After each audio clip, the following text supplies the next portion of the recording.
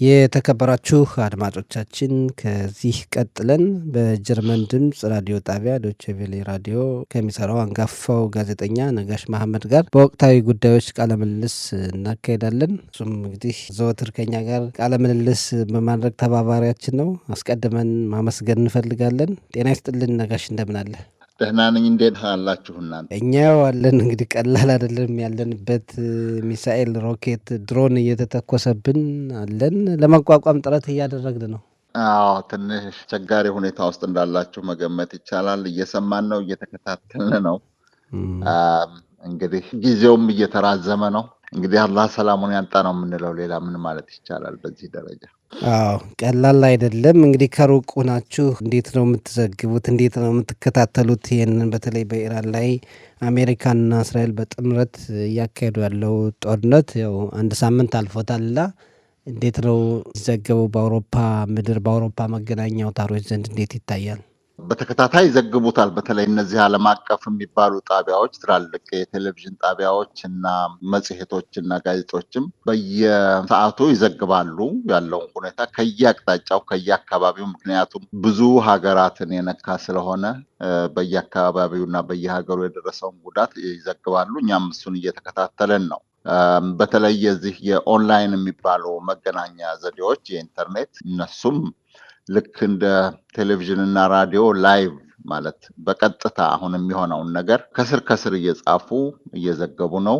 እኛም ያንን እየተከታተልን ነው። ትዝ ይልህ እንደሆነ ጦርነቱ ከመጀመሩ በፊት የጊዜ ጉዳይ ነው እንጂ አይቀርም የሚል እንደ ትንቢት አይነት ነገር አንተም ተናግረህ ነበር እና አሁን የተጠበቀው በአሜሪካና በእስራኤል በኩል የተጠበቀው እየሆነ ነው ወይ? የኢራንስ ሁኔታ ብዙ እንዳላት ሲነገር ነበር እና እንዲያው የሁለቱን ኃይል እንዴት ታየዋለህ? በዛና በዚህ ያለውን ጦርነቱ ይጠበቅ ነበር። ነገር ግን በዚህ ደረጃ በጦርነት ይሆናል ብሎ መገመት ትንሽ ያስቸግራል። ኃላፊነት የሚሰማቸው ሀገራት በተለይ ዩናይትድ ስቴትስ በጦርነቱ ስለምትሳተፍ ተጠያቂነትንም ለመቀነስ ኃላፊነት ባለበት ስሜት እና የሚሊተሪ ሳይንስ የሚሉት ዲሲፕሊን የሚመራው ያ ስርዓት የሚመራው ይሆናል ተብሎ ነበር። እንደፈለገ ቢሆን ዩናይትድ ስቴትስ ዓለምን የምታስገብር ኃይል ነች። ማንም የሚስተካከላት የለም። እዛ አካባቢ ያሉ የአረብ ሀገራት በሙሉ ምናልባት ከየመን እና ከሊባኖስ በስተቀር የአሜሪካ ጦር ኃይል የሰፈረበት ነው። ወደዛ የተጓዘው ትላልቅ አውሮፕላን ተሸካሚ መርከብና ሌሎች መርከቦችም በጣም ለብዙ ጦርነትና ለብዙ ጊዜ ይበቃሉ ተብለው የሚታሰቡ ናቸው። እስራኤል ነች፣ የዛ አካባቢ ሱፐር ፓወር ነች። ለሁለት በተራጠብ እንኳን ሁለት ሰዎች አንድ ሰው ሲመቱ የሚያደርሱት ጉዳት ቀላል ሊሆን አይችልም። ስለዚህ ኢራን ላይ የደረሰው ጉዳት ሰላማዊ ሰዎች ላይ ከማነጣጠሩ ውጪ የሚጠበቅ ነው። ኢራን ሰራዊት የታወቀ ነው። ባህር ኃይላቸውም ደካማ ነው። አየር ኃይላቸው ጭራሽ ሊንቀሳቀስ አይችልም። በዘጠናዎቹ እና በሰማንያዎቹ ቴክኖሎጂ ያለ ነው። ሚሳኤላቸው ነው። የሚሳኤሉን ደግሞ ፋብሪካውም የሚመረትበት ቦታም የተተከለበት አካባቢም ጉድጓዱም ሳይቀር በእያንዳንዱ እንቅስቃሴው እያነፈነፉ የሁለቱ ሀገራት የመረጃ ሰዎችም ቀደም ሲል ሲዘጋጁበት የነበረ ነው። እንደዛ እያደረጉ ስለመቱት በኢራን ወታደራዊ ተቋማት ላይ የደረሰው ጉዳት ከነዛ ኃይል ከእስራኤል እና ከአሜሪካ ኃይል ጋር ሲወዳደር ሊያስደንቅ አይገባም። ካስደነቀ ግን ኢራን ይሄን ሁሉ ሀገር የሚመታ ሚሳኤል በዚህ ሁሉ ድብደባ መካከል እንዴት መተኮስ ቻለች ነው። ተጠያቂነትም ካለ እዛ ጋ ነው። 6 የአሜሪካ ወታደሮች አስከሬናቸው ዩናይትድ ስቴትስ ገብቷል። ወታደር ስለሆኑ ሲዋጉ ሊሆን ይችላል የሞቱት። ግን አሁን አሜሪካኖችም ጋር ጥያቄ እየተነሳ ያለው ለምንድን ነው ይሄ ጦርነት በትክክል የኛ ጦርነት ነው ወይ? ለምንድን ነው የኛ ልጆችስ የሞቱት የሚል ነው። የተገደሉት ኩዌት ውስጥ ነው። እንግዲህ አስበው፣ ኩዌት ጦርነቱ ሲጀመር ወይም ጦርነቱ ቢጀመር የጦርነቱ አካል በቀጥታ ትሆናለች ብሎ ማሰብ ትንሽ ይከብድ ነበር። እርግጥ ነው ኢራኖች በተደጋጋሚ ሲያስጠነቅቁ ነበር የአካባቢውን ሀገሮች። እስራኤልም ሰው ተገሎባታል። የደረሰውን የኢንፍራስትራክቸር ጉዳት ያው ብዙ ጊዜ መንግስታቱም አይናገሩም፣ ስለዚህ ማወቅ አይቻልም። እና የሰላማዊ ሰው መሸማቀቅ ደግሞ በቃልም በገንዘብም በቁጥርም ልትገልጸው የማትችለው ነገር ስለሆነ ትንሽ አሳሳቢም አስቀያሚም ነው። የጦርነት ቆንጆ የለውም ግን ይሄ ደግሞ የከፋ ይመስላል። አዎ ኢራንም ብትሆን እኮ አሁን ወደ እስራኤል ስትልክ ሰላማዊ ሰዎችን ይጎዳል አይጎዳም የሚል ወታደራዊ ተቋማትን ያነጻጸረ አይደለም። በእሷ ጥቃት የተገደሉት ሰላማዊ ዜጎች ናቸው። እንዲሁም ይህን ፈርተው መጠለያ ውስጥ የነበሩና የኢራንም ቢሆን የጦርነት አካሄድ የሰብአዊነት የተሞላበት ነው። አይ እሱ ምንም አያነጋግርም። የኢራኖችን እንግዲህ እነዛ ኃላፊነት የሚሰማቸው ያልኩት ለዚህ ነው። ዴሞክራቲክ የሆነ ስርዓት ያላቸው ተጠያቂ ያለ መዋቅሮች ወይም ተቋማት ያላቸው እና እነሱ ህዝብ ላይ የሚደርሰው ጉዳት ትንሽ የሆኑትን ማለቴ ነው። ኢራንማ መጀመሪያ እኮ ይሄ ተብሎ ነው መሪዎቻቸውንም የገደሉት። የኢራን መሪዎች የተገደሉት አምባገነን ናቸው፣ ገዳዮች ናቸው፣ ጨፍጫፊዎች ናቸው ተብሎ ነው። እነዛን እንደዚህ ካልክ አንተ ደግሞ የተሻለ ደረጃ ላይ መገኘት አለብህ ነው አርጊመንቱ መሆን ያለበት እንጂ ኢንዲስክሪሚኔት ነው። አሁን ኢራን የምትተኩሰው ወደ አረብ ሀገሮችም የግድ እስራኤል ላይ ብቻ አይደለም። አረብ ሀገሮችም ላይ የተኮሰችው በቃ አንዳንዱ ሚሳይሉ ኢላማ ምናምን ማድረግ አይቻልም ወይ የሚል አይነት ነገር ሁሉ ያመጣብሃል።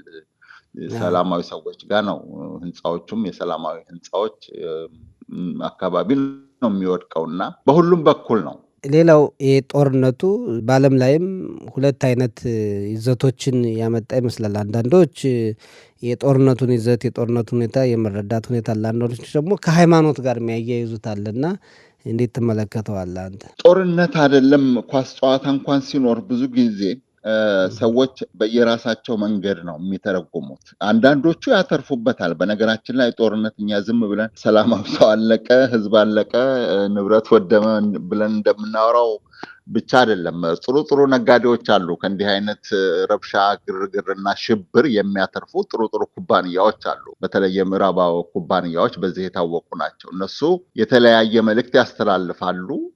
ጦርነቱ እንዲቀጥልም ይፈልጋሉ፣ ትርፋቸው እንዲቀጥል ስለሚፈልጉ። እንግዲህ ያ ፍላጎታቸው ከሰዎች ደህንነት፣ ከሰዎች ሰላማዊነት፣ ከአካባቢ ከመዋቅር ደህንነት ጋራ ሲተያይ ኢንሁማን ነው ብለህ ልትወቅሳቸው ትችላለህ። ነው የሃይማኖት ሰዎችም ወይም በሃይማኖት ሰበብ ልዩነት ያላቸው ሰዎችም ይሄንን የሃይማኖት ጦርነት ነው ሊሉት ይችላሉ። ነገር ግን ሃይማኖት እንግዲህ እስልምናና ይሁዲ ክርስቲያን፣ የሁዲዎቹ እስራኤሎች ከክርስቲያኗ ዩናይትድ ስቴትስ ጋር ከተባበሩና አብረው መውጋት ከቻሉ የሁዲዎቹ እስራኤሎች ከአረቦች ከሙስሊም አረቦች ወይም ከሙስሊም ፋርሶች ጋር የማይተባበሩበትና የማይስማሙበት ምክንያት የለም። ይሄ የፖለቲካ ኢንተረስት እና የፖለቲካ ጥቅም ነው። ሃይማኖታዊ የሚያስመስለው ራሱ ፕሮፓጋንዳው ራሱ የመንግስታቱ ፕሮፓጋንዳ ራሱ ሃይማኖታዊ ሊያስመስሉት ይችላሉ። ነገር ግን ሃይማኖቱን ለሚያውቀው ሰው የትኛው ሃይማኖት ነው ለየትኛው የሚቀርበው ብሎ በእርግጥም የሃይማኖት ከሆነ መተንተን ያለበት ይመስለኛል። የትኛው ነው ለይሁዲዎች የሚቀርበው፣ የትኛው ነው ለሙስሊሞች የሚቀርበው፣ ወይም ደግሞ የትኛው ነው ለክርስቲያኖች የሚቀርበው? ሶስቱ ትላልቅ እዛው አካባቢ የተፈጠሩ ሃይማኖቶች ናቸው አሁን በሃይማኖት የምንየው ቢባል እየተጫረሱ ያሉ። ስለዚህ በጣም አስቸጋሪ ነው። ከዛ ውጭ ግን የሃይማኖት ነው የሚለው ነገር ትንሽ አስቸጋሪ ነው፣ ለትንታኔም ከባድ ነው። ሌላው የአሜሪካው ፕሬዝዳንት ዶናልድ ትራምፕ በተለይ በአውሮፓ በአንዳንድ ሀገራት ደስተኛ አይደሉም። በዚህ ጦርነት ቀጥተኛ ተሳታፊም እንዳልሆኑ የተቹበት ሁኔታና እንዲያውም በስፔን ላይም ኢኮኖሚ ግንኙነትን የማቋረጥ ሁኔታም አስበው ነበር እና ይሄን እንዴት ታየዋል? የአውሮፓ ሀገራት እንዲያው ከአሜሪካ ጋር ባለፈው ጊዜ ሰፊ ትብብር ሲያደርጉ አልተስተዋለም። መጀመሪያም ያው ዶናልድ ትራምፕ ራሳቸው ናቸው የአውሮፓ ሀገራትን ያገለሉት። በልማዱ እንዲህ አይነት ዓለም አቀፍ ዘመቻ ሲከፈት ዩናይትድ ስቴትስ አማክራ ነው የአውሮፓ ወዳጆቿን። እንዲያውም ከእስራኤል ጋር መካከለኛው ምስራቅ አካባቢ በቀጥታ ትብብር ፈጥራ ጦርነት ስትከፍት ይሄ ያሁኑ የመጀመሪያው ሳይሆን አይቀርም። ሳይድ ላይንድ ተደርገዋል የአውሮፓ ሀገራት። ማለት አትፈለጉም አይነት ነው ለነሱ የሚገባቸው። እንዲያውም ዞሮ ዞሮ አውሮፓዎች ስለሆኑ አድፍጠው የትራምፕን ቁጣም ግልምጫም ችለው አብረን እንቀጥላለን ብለው ከኋላ ተከተሉ እንጂ ብሎክ ማድረግ ነበረባቸው። እንደ ትራምፕ እርምጃ ቢሆን ምንም አትረቡም። በድርድሩም አላሳተፏቸውም። ተከታትለው ከሆነ አላማከሯቸውም። የኢራን የኒኩሌር ጦር መሳሪያ ቢኖር እንኳን ከአሜሪካ ይልቅ ይበልጥ የሚያሰጋው አውሮፓዎችን ነው። እዚህ በቅርብ ርቀት ያሉት ቢኖራት ኢራን። ነገር ግን በድርድሩ ሂደትም አውሮፓዎችን አላማከሯቸውም። አሁንም ጦርነት ሲከፍቱ ከኔታንያሁ ጋር ሆኖ ነው እንጂ ትራምፕ ከአውሮፓዎች ጋር ተነጋግሮ አይደለም። ስለዚህ አውሮፓዎች ቢያኮርፉና ቅር ቢላቸው አይፈረድባቸውም። እንዲያውም በተገለሉት ልክ አላኮረፉም። ከኋላ አቅምም ስለሌላቸው ይሆናል እየተለማመጡ ነው ትራምፕ። ስፓኝም ሌላ ነገር አላለችም እና ያኔ ቅር ቢላቸው እኔ በአውሮፓዎች ላይ የዲፕሎማሲ ችግር ስህተት አለ ማለት አልችልም። ስህተቱ ካለ በድርድሩም ይሁን በጦርነቱ ሂደት አለመሳተፋቸው ነው። ሌላው እንደው ይህ ጦርነት አሁን በአጭር ጊዜ ያልቃል ብለህ ታስባለህ? እንደሚባለው ከ4 እስከ 5 ሳምንታት ይጨርሳል እያሉ ነው። 1 ሳምንት ብቻ ነው ያለፈና ይሄ ከሆነ ደግሞ አሰልቺ የሚሆንበት ሁኔታ ይመጣል በአካባቢው ሀገራት በሙሉ እና እንደው በአጭር ጊዜ ወይ በዲፕሎማሲያዊ መንገድ ሊያልቅ ይችላል ወይ? አሁን ከትራምፕና ከኔታንያሁ መንግስታት ወይም ባለስልጣናት እንደምንሰማው ጦርነቱ በአጭር ጊዜ የሚያልቅ አይመስልም። አላማው ራሱ እኮ ግልጽ አይደለም። በነገራችን ላይ ምንድን ነው አቺቭ ማድረግ ምንድን ነው ማድረግ የፈለጉት? አንዴ የስርዓት ለውጥ ይላሉ። መጀመሪያ ላይ የኢራንን ይሄ አስጊ የሚባለውን የኒኩሌር እና የሚሳይል አቅም ማዳከም ወይም መደብደብ ነው ብለው ነበር። ከዛ ቀጥሎ የስርዓት ለውጥ የሚባል ነገር መጣ። በዛ መሀል ደግሞ የኢራንን አያቶላሆች ስርዓት መምታትና የእነሱን ባለስልጣናት መግደል ነው ተባለ። እሱም ተደረገ። አሁን ደግሞ ትራምፕ እንደሚሉት የኢራንን መሪዎች ስትመርጡ እኔም መሳተፍ አለብኝ፣ መራጭ መሆን አለብኝ እያሉ ነው። ስለዚህ ትራምፕ የሚፈልጉትን አሻንጉሊት ቴህራን ቤተመንግስት እስከሚያስገቡ ድረስ ጦርነቱ ይቀጥላል ነው። ጦርነት ሳይሆን ድብደባ ይቀጥላል። ኢራን ኦልሬዲ አሁን ተዳክማለች። ይህን ያክል የሁለት ጠንካራ የዓለም ጠንካራ መንግስታት ጦር ዱላ እያረፈባት ቆይታለች። አሁን እየተዳከመች ነው። ኢራን ብዙ ጊዜ እስራኤልን ለማጥፋት ስትዝት ነበረ። ያንን ለማስቀረት በተለይ የኒውክሌር ጦር መሳሪያውን ቅድና እንዲሁም ደግሞ የባሊስቲክ ሚሳይሉን ሁኔታ ለማስቀረት ነው የሚሉ የእስራኤል መሪዎች እንግዲህ ደጋግመው ለአሜሪካ እንግዳው የእስራኤሉ መከላከያ ሚኒስትር እስራኤል ካትስ ናቸው የሚባሉ የኢራን የሚሳይል አቅም ተመናምኗል፣ ቀንሷል። ለዚህ ደግሞ ምልክቱ ወደ እስራኤል የሚተኮሰው የሚሳይል መጠን በጣም ቀንሷል። ስለዚህ አዳክመነዋል ነው ያሉት። ስለዚህ አብቅቷል ማለት ነው ጦርነቱ ሚሳይሉን መቀነስ ከሆነ። ኒኩሌሩ ዞሮ ዞሮ የለም ማለት ዓለም አቀፍ የአቶሚክ ኢነርጂ በሚለው መሰረት ወደ ቦምብ ሊደርስ የሚችል ነገር አይደለም። ባይ ዘ ዌይ ጠቅላይ ሚኒስትር ቢንያሚን ኔታንያሁ እኮ ገና በ1992 ነው ኢራን ከ2 እስከ 5 ዓመት ባለው ጊዜ ውስጥ ኒኩሌር ቦምብ ትታጠቃለች ሲሉ የነበሩት እና አሁን 2026 ላይ ነን እና ለ24 ዓመታት ይህንኑ ሲሉ ነበር። እሱም ይሁን ግን አሁን ሚሳኤሉም ከተመናመነ ጦርነቱ ማብቃት አለበት። ፕሬዚደንት ዶናልድ ትራምፕም የኢራንን የባህር ኃይል የአየር ኃይል በሙሉ ባዶ አስቀርተን ሙሉ በሙሉ ተቆጣጥረነዋል። የኢራንን አየር፣ የኢራንን ባህር፣ የኢራንን ወታደራዊ እንቅስቃሴ በሙሉ አጥፍተነዋል አሉ። ስለዚህ የጦርነቱ ዓላማ እሱ ከሆነ የበላይነቱን ይዘዋል ማለት ነው ዩናይትድ ስቴትስ እና እስራኤል። አሁን የምሰማው ደግሞ የሚቀጥለውን የኢራን መሪ ጭምር እንመታለን እያሉ ነው እስራኤሎች። ዩናይትድ ስቴትስም እንደዛ እያለች ነው። ስለዚህ እንደዚህ ከሆነ መብረጃው መቆሚያው በትክክል የሚታወቅ አይመስለኝም።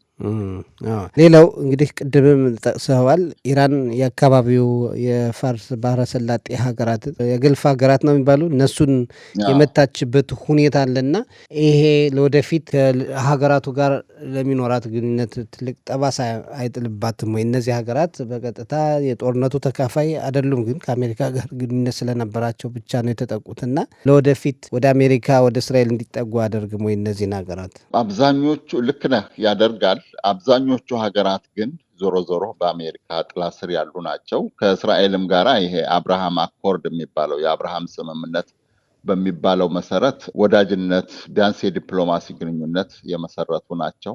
ወደፊት የሚፈጥረው ጥላቻም በለው ቅሬታ በእነዚህ በአረቦቹ ሀገራት ወይም መንግስታት ዘንድ ካሁኑም እየታየ ነው። አጸፋ እርምጃም እንወስዳለን እያሉ እየፎከሩ ነው። ነገር ግን እስራኤል እና አሜሪካ አሁን ኢራን ላይ ከሚወስዱት የበለጠ የእነሱ መጨመር ቁጥር ከማብዛት በስተቀር የሚያመጣው ብዙ ለውጥ ስለሌለ ይመስለኛል እስካሁን ድረስ የታቀቡት። ከዛ ውጭ ግን አሁን ዩናይትድ ስቴትስ አፍጋኒስታን ውስጥ 20 ዓመት የተዋጋችው የአፍጋኒስታን ታሊባን አልቃይዳ ለሚባለው አሸባሪ ድርጅት ከለላ ሰጥቷል በሚል እዛ አፍጋኒስታን ውስጥ ታሊባን ይንቀሳቀሳል በሚል ነው። ስለዚህ ለጠላቴ ስፍራ ቦታ የሰጠ ጠላቴ ነው ብላ ነው ስትደበድብ የቆየችው። ፓኪስታንን የደበደበችውም ወይም በፓኪስታንን የተወሰነ ፓርት ትመታ የነበረውም እዛ ውስጥ የአልቃይዳ ሰዎች እዛ ፓኪስታን ውስጥ ገብተዋል፣ የታሊባን አክራሪዎች እዛ ገብተዋል በሚል ነው። ስለዚህ እዛ ስለሰፈረ በወታደራዊ እንትን ሌጂቲሜት ነው ማለት የሚፈቅድ ነው፣ በወታደራዊ አስተሳሰብ ማለት ነው። እስራኤል አሁን ሊባኖስ ቤይሩት ሴንትራል ሊባኖስ ድረስ እየሄደች እየደበደበች ነው። ለምን?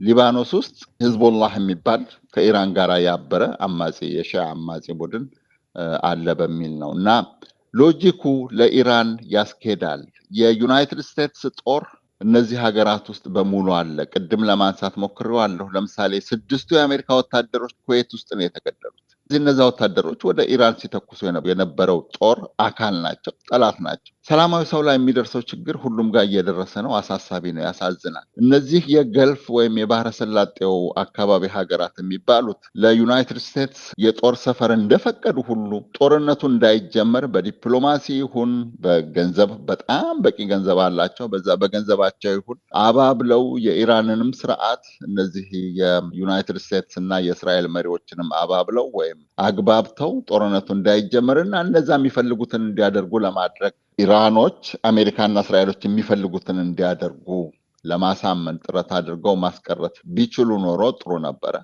ነገር ግን ያንን አልቻሉም። ስለዚህ ዳፋውን እነሱም መሸከም አለባቸው። ጥሩ እንግዲህ የሚሆነውን በቀጣይ ቀናት እናያለን። እንደው ማጠቃለያ ካለ? ብዙ ነገር የምንለው የለም። ይሄ ጦርነት እንደሚደረግ ይጠበቅ ነበረ። ነገር ግን ሰላማዊ ሰዎች ላይ ምንም የማያውቁ የዋሆች ላይ ያደረሰው ጉዳት በዓለም አቀፉ ማህበረሰብ በሚባለው ዓለም አቀፍ ማህበረሰብ ማለት በህዝቡ በተራው ህዝብ ዘንድ የፈጠረው ክፍፍልም ቀላል አይደለም። አሁን ግራና ቀኝ ተከፍሎ መሰዳደብ የሚመስል አይነት ሁሉ ትችት እየተሰነዘረ ነው። ከዚህ በፊት የነበሩ ጦርነቶች በጊዜ ሂደት እየተረሱ ወይም ያደረሱት ጉዳት እየደበዘዘ መጥቷል። ይህም አንድ ቀን ወደፊት እንደዛ ሊደበዝዝ ይችላል። ነገር ግን በትውልድ ውስጥ የሚፈጥረው ቂምና በቀል በቀላሉ ይረግባል ብሎ ማሰብ ትንሽ ይከብዳል። ይሄ ትንሽ ያሳስባል። እንግዲህ ሰላሙን ያምጣ ነው። ቀላል አይደለም። ይሄ መካከለኛው ምስራቅ ሁሌም ውጥረት ያለበት፣ ጦርነት ማይጠፋበት፣ አንዱ ችግር ተቃለለ ሲባል ሌላኛው ችግር የሚጨመርበት ስለሆነ ሰላም እንዲያመጣ እንጸልያለን፣ እንመኛለን። እንግዲህ አንጋፋው ጋዜጠኛ ነጋሽ መሐመድ በጣም ነው የምናመሰግን። ሰላም ጊዜ ተመኘንልህ። እኔም በጣም አመሰግናለሁ። እናንተም እንግዲህ ሰላሙን ያምጣ። እዛ አካባቢ አሳሳቢ ነው። መልካም ጊዜ። መልካም ጊዜ። በጣም ነው እናመሰግን። ቻው ቻው። ቻው።